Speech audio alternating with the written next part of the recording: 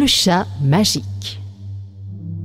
Il était une fois une reine qui avait un magnifique chat magique nommé Kisa, qu'elle aimait beaucoup. Un jour, la reine dit « Oh Minou, tu es plus heureux que moi, car tu as des parents, mais je n'ai personne à qui parler. » « Ne pleure pas, je vais voir ce qu'on peut faire. » Kisa tint parole. Dès qu'elle revint de la forêt pour consulter une fée qui y vivait, la reine eut une petite fille. La reine était ravie, et bientôt, le bébé commença à remarquer le chat en sautant dans la chambre, et ne s'endormait pas du tout si le chat n'était pas couché à côté de lui. Un soir, lorsque la nourrice vint chercher le chat pour le mettre dans le lit du bébé, il était introuvable. On se mit à la recherche du chat, mais cela ne servit à rien. Le chat s'était enfui et personne ne pouvait dire où il était allé. Les années passèrent et un jour, alors que la princesse était une jeune fille et qu'elle jouait à la balle dans le jardin, elle lança sa balle plus loin que d'habitude et elle tomba dans un buisson. La princesse courut après et elle s'arrêta devant l'herbe longue, puis elle entendit une voix. « Ingiborg, Ingiborg, tu m'as oublié? Je suis Kisa, ta sœur. Mais je n'ai jamais eu de sœur. Ne te souviens-tu pas que je dormais toujours à côté de toi dans ton bureau? Pourquoi es-tu partie alors? » Mais avant que Kisa ait pu répondre, les assistants d'Ingiborg arrivèrent essoufflés sur les lieux, et Kisa retourna dans la forêt. La princesse, très vexée par ses serviteurs, raconta tout à la reine. « Oui, c'est bien vrai ce que Kisa a dit. J'aurais aimé la revoir. » Le lendemain matin, il faisait très chaud et la princesse déclara qu'elle devait aller dans la forêt où il faisait frais grâce à de grands arbres ombragés. Comme d'habitude, ses préposés l'accompagnaient aussi. Et alors qu'ils étaient assis au bord du ruisseau, ils s'endormirent. La princesse s'en aperçut et elle continua à marcher, s'attendant à voir des fées ou des petits elfes bruns. Mais à la place, elle rencontra un horrible géant. « Oh! Je cherchais un serviteur et je t'ai trouvé. Maintenant, si tu ne veux pas mourir, viens, suis-moi. » La princesse eut très peur.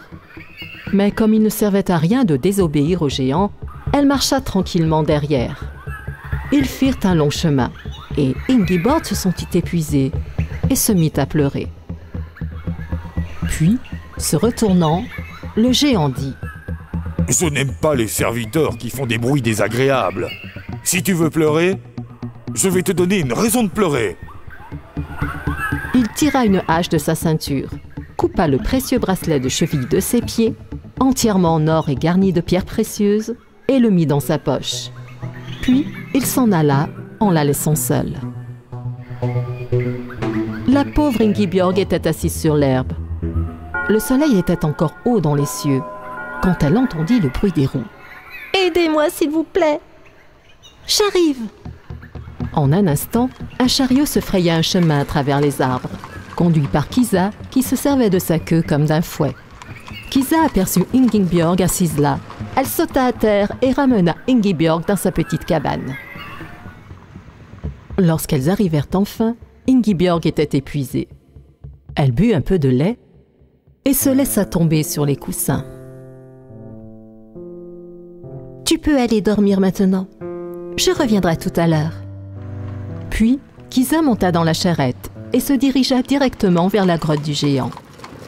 Laissant le chariot derrière quelques arbres, Kisa se faufila doucement jusqu'à la porte ouverte et écouta ce que le géant marmonnait pendant qu'il mangeait son repas. « Ha ha ha ha! Maintenant, cette princesse idiote va apprendre à ne pas pleurer sans raison. » Et il était tellement occupé à traiter Ingiborg de toutes sortes de noms pour son mauvais comportement qu'il ne remarqua pas que Kisa était en train de vider son sac entier de sel dans son grand bol de soupe. Et d'une grande gorgée, il but la soupe et pleura. « Oh! Oh! Qu'est-ce que c'est? Comment est-ce devenu si salé? Si je n'ai pas d'eau, je vais mourir !» En se précipitant hors de la grotte, il courut vers la rivière. Alors, Kisa entra dans la cabane, trouva le bracelet de cheville d'Ingiborg et, le mettant dans sa charrette, repartit. Ingiborg lui en fut reconnaissante. Kisa arriva, tenant dans ses mains le précieux bracelet de cheville de la princesse. « Oh, merci Kisa.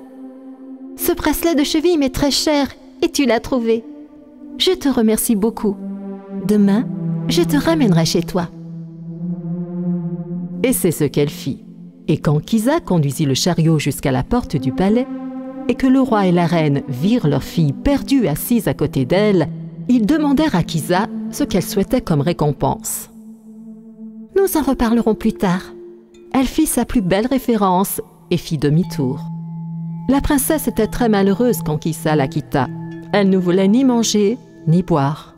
« Si cela continue, notre fille va mourir. » Y a-t-il quelque chose que nous n'avons pas essayé?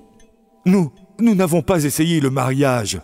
Essayons de la marier à quelqu'un, ça lui remontera peut-être le moral. Et si on prenait juste un autre chat? Non, non, non, le mariage, fais-moi confiance.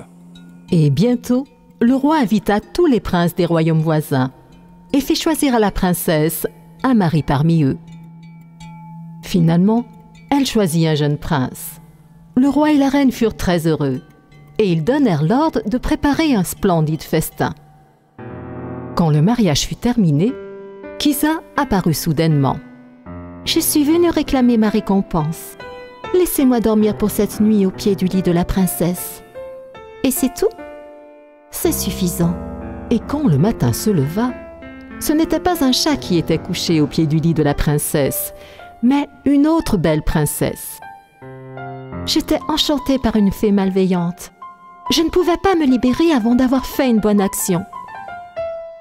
Alors, ils furent tous plus ravis les uns que les autres, et la princesse Kisa épousa aussi un autre prince et s'en alla gouverner un de ses royaumes. Fin.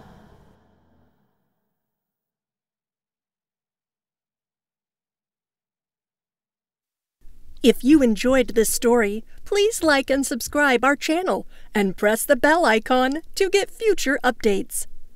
And don't forget to comment. If you enjoyed this story, please like and subscribe our channel and press the bell icon to get future updates. And don't forget to comment. If you enjoyed this story, please like and subscribe our channel and press the bell icon to get future updates. And don't forget to comment.